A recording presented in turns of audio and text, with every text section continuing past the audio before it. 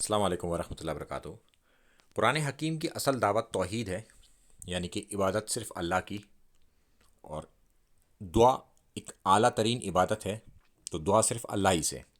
اللہ تعالیٰ فرماتا ہے چیپٹر 7 آیت نمبر 56، کہہ دیجئے کہ اللہ کے سوا جنہیں تم معبود سمجھ رہے ہو انہیں پکار لو، لیکن نہ تو وہ تم سے کسی تکلیف کو دور کر سکتے ہیں اور نہ ہی بدل سکتے ہیں۔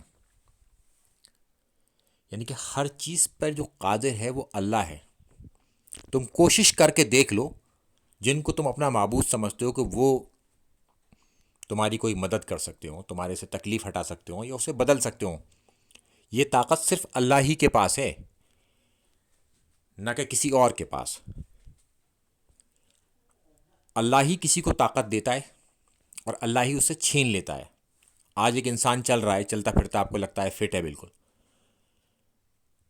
ایک مچھر اسے کاٹ لے گا، اسے ملیریا ہو جائے گا، ڈینگو ہو جائے گا، اسپتال میں ایڈمٹ۔ وہ ساری قوت، ساری طاقت اللہ ہی نے دی تھی، اور وہ چھینتا بھی اللہ ہی ہے، ہر چیز پہ قادر ہے۔ اور ہم اللہ کے علاوہ کسی اور کو بھی پکار لیں، پکار کے دیکھ لیں، کوئی مدد نہیں کر سکتا۔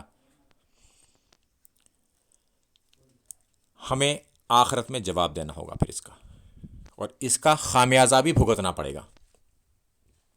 تو لہٰذا ہم ہر پریشانی میں، ہر تکلیف میں اللہ ہی کو پکاریں، اس کے سوا کسی کو نہیں۔ السلام علیکم ورحمۃ اللہ وبرکاتہ۔